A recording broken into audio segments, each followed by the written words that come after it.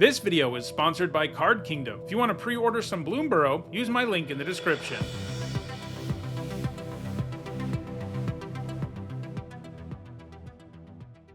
Hi everyone, I'm Nitsa Hone, and in this video I'm going to give you my picks for the 10 biggest bombs in Bloomburrow Limited.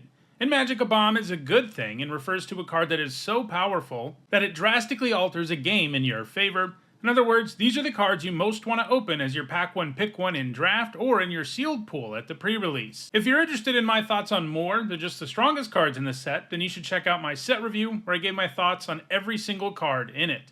Alright, without further ado, here are my picks for the 10 strongest cards in Bloomburrow. At number 10, I've got Busa the Bounding Spring. Busa is an above rate creature as a 4 mana 4/5, and then it has all these different triggers that you get if your opponent is ahead of you in one way or another. You get a treasure token if they have more lands, you gain life if they have more life than you get creature tokens if they have more creatures, and you draw a card if they have more cards. In other words, in whatever way you're behind in the game, Busa does its best to catch you back up or even pull ahead of your opponent, and indeed, just getting one of these triggers is pretty powerful on a 4 mana 4/5, but if you can get more than one, it's going to be really good. And Busa really has the capacity to pull you ahead even from behind, making it a really strong card.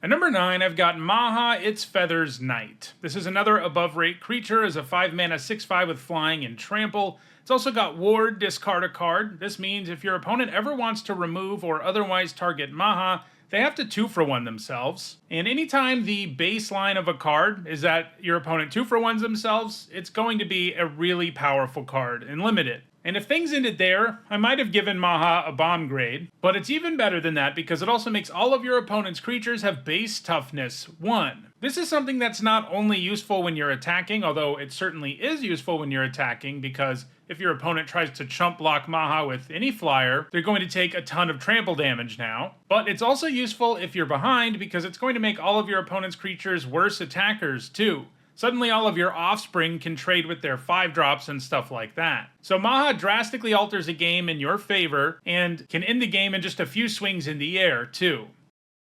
Number 8, I've got Dragonhawk, Fate's Tempest. This is another big flyer. This one is a 5 mana 5/5 flyer, and it has a really powerful enter or attack trigger where you exile the top X cards of your library, where X is the number of creatures you control with power 4 or greater. That counts itself, so at a minimum, Dragonhawk is going to exile 1 card when it enters the battlefield, and you have access to those cards until your next end step. That's not as strong as some versions of this effect we see where you have access to the card until the end of your next turn, but that's okay because Dragonhawk makes sure that you get some value out of these cards even when you can't play them, because it deals 2 damage to each opponent for each of the cards that get exiled. In other words, the floor on Dragonhawk is that it's a 5 mana 5/5 flyer that does 2 to your opponent when it enters the battlefield, more or less. And if you have more cards in play with 4 or more power, it's going to do even more damage that turn you play it. And then this is also an attack trigger. So you're going to be able to get this trigger again, most likely with your mana available. You'll be able to play the cards that you hit. And again, if you don't, you can just end up doing tons and tons of damage to your opponent with Dragonhawk, which isn't a bad idea if you're trying to close out a game. So it's both a card advantage engine and a source of massive amounts of damage. At number 7, I have Zorine, Cosmos Caller, in another flyer. This one's a 3 mana 3/3 with flying and vigilance. And what really makes her a bomb is that she also has an enter or attack trigger where you can pay a black and a white and 2 life, and if you do, you return a non-land permanent card with mana value 3 or less from your graveyard to the battlefield with a finality counter on it. That means a lot of the time it's actually going to make more sense to wait to play Zorine until you have 5 mana so that you can reanimate something and just start out with a 2-for-1. And then if your opponent doesn't deal with Zorine, she's going to gain you a bunch of life with her attack trigger and reanimate some more stuff from your graveyard, and you're quickly going to overwhelm them. At number 6, we've got a Planeswalker, Rawl, Crackling Wit. He's a 4 mana Planeswalker that starts with 4 loyalty. That's already pretty good, but he can also gain even more loyalty when you cast non-creature spells. So he doesn't only gain loyalty by his +1 ability, you can do it just by casting non-creature spells, which is exactly what a blue-red deck wants to do in this format. Rawl also has the ability to protect himself with a +1 that makes a red otter token with prowess. Planeswalkers that can tick up their loyalty while adding a creature to the board are often amazing in Limited, and this is because they become incredibly difficult to deal with quickly when they're able to do that. There will be times where you're far enough behind that Raw won't be quite as insane, but The fail case is still that you fire off this -3 and you draw 3 and discard 2 cards and are likely to find some action when you do it. There's plenty of incentive for loading the graveyard in this format too. He's also got a pretty sweet ultimate that is more accessible than it looks at first because of that triggered ability where you get a loyalty counter for every non-creature spell you cast, and he gives all of your instants and sorceries Storm. He also draws you 3 cards when you do that, so chances are pretty good that you'll be able to fire off some spells and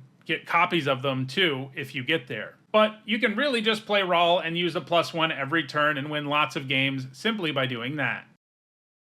Number 5, I have Warren Warleader. This is a 4-mana 4/4, and it has an attack trigger, and it's important that it's not a trigger for when it attacks. That's a big distinction in making a card more powerful, because it means in the case of Warren Warleader, you can get this trigger the turn you play it, even though, doesn't have haste. And you get a pretty legit trigger when you do attack, because you get a 1/1 white rabbit creature token that's tapped and attacking, or you can just buff your whole board. That would already be an excellent card, but it's the Offspring thing that really pushes Warren Warleader into incredible bomb territory, because if you pay 6 mana, you also get a 1/1 that also has this attack trigger. In other words, if you wait until you have 6 mana, you're going to have a turn where you can give your whole board +2/+2, or attack with 2 extra rabbit creature tokens. And if you do the Offspring thing, it also means one removal spell isn't going to solve the problem for your opponent. You're going to keep getting the trigger at least once every turn, even if they untap and kill the bigger creature. So Warren Warleader is great at 4 and amazing at 6, and it's going to close out a lot of games in this format. At number 4, it's Fecund Greenshell. This is a 5-mana 4/6 with Reach, and if it's really late in the game, it just gives your whole board +2/+2, and that's great. That wouldn't be enough to be a bomb, though, because it is like an extreme late game effect, but what really pushes it into bomb territory is that it has this awesome trigger, where anytime a creature you control with toughness greater than its power enters, including the Greenshell, you look at the top card of your library. If it's a land, you may put it on the battlefield tapped, otherwise put it into your hand. In other words, the Greenshell can get you closer to its +2/+2 to the whole board effect, or draw you a card. It's always going to be a 2-for-1 up front, a 5-mana 4/6 Reach 2-for-1, and then it has all this other upside where if you play other creatures with higher toughness than power, you get this incredibly powerful trigger again. And obviously, yeah, if you draw this in the extreme late game and play it on most board states, it's just going to mean you win. So he's great on 5 and then great in the extreme late game too. At number 3, I have Darkstar Augur.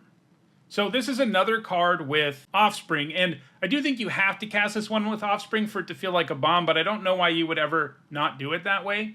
And the reason that is because unlike the other cards we've seen so far, it doesn't do something immediately when it enters, unless you do pay the Offspring cost, in which case you also get a 1/1 flyer, which 4 mana for a 2/3 flyer and a 1/1 flyer in limited is actually a pretty good rate. But what really makes this card and its Offspring impressive is the upkeep trigger, which lets you draw an extra card. You do lose life equal to the mana value of the card that you reveal, and that's certainly a downside, but if you've got Darkstar Augur, you're going to build a relatively low curve, and you're also going to be in black, which is one of the colors that can gain life in this format. In other words, you end up spending 4 mana and getting 2 flying bodies that draw you 2 extra cards every turn. Even just getting that trigger once is often going to be enough to overwhelm your opponent completely, and if you get it more than that, they're in serious trouble. And like with the Warleader, this isn't a problem that can be solved by a single removal spell if you go the Offspring route. You're going to get the trigger once a turn, which is still amazing, even if they kill the Augur itself. So this is a card drawing engine that will take over games in a hurry.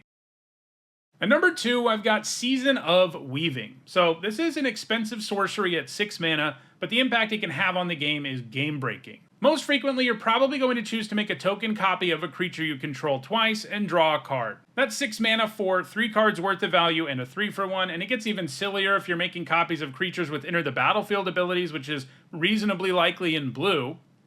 And this is the choice that you're going to go with if you are at parity or ahead of your opponent, and if you choose that option where you just get this 3-for-1 that adds 2 new bodies to the board, your opponent's not coming back from that. But Season of Weaving is also great when you're really far behind, because you can choose the 3-paw print mode, which returns each non-land, non-token permanent to its owner's hand, and you can choose once again to make a token copy of your best creature when you do that, which itself won't get bounced by this effect because it says non-token. You can even choose to pay 6 and just draw 5 cards, which itself isn't a terrible rate, but that's not the option you're going to go with most of the time. The one downside about it is that your opponent is also reasonably likely to have tokens in this format, so there's a chance you don't actually bounce everything that they have, but you're probably going to be in better shape than they are since you make a token copy of whatever your best creature is, and their tokens are probably random offspring or whatever. So yeah, Season of Weaving is great. No matter what the board state looks like, it's likely to win the game for you.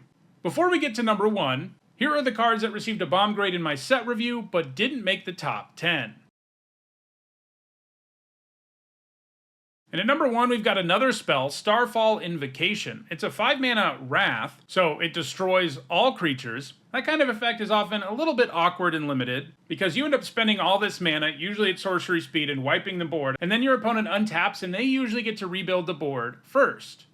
But Starfall Invocation does something super important. If you choose to give your opponent a card, meaning they draw a card when you play this before the rest of the effects, you destroy all creatures, but then you return a creature card put into your graveyard this way to the battlefield under your control. In other words, it ends up being a Wrath that gives you back your best creature. Again, if we're talking about an enter the battlefield ability or something, you actually get to rebuy it, which is pretty sweet. And yeah, I mean, Starfall Invocation is going to win you the game almost every time you cast it. You can be incredibly far behind from your opponent too, and this will still win you the game in a way that not many other cards can. It is worth giving your opponent that card. Obviously, it would be better if you didn't have to give them the card and you still got this effect, but the effect that you're going to get, which gives you back your best creature, is going to be better than a random card from your opponent's library. Pretty much every time you cast Starfall Invocation, you're going to win the game, and that's what makes it the biggest bomb in this format. So, those are my picks for the biggest bombs in Bloomburrow Limited. If you want to own any of these cards, because most of them are pretty darn good in 60 card and 99 card formats too, you should check out the description, where you can find a direct Card Kingdom link for each card that appeared in this video. Thanks for watching.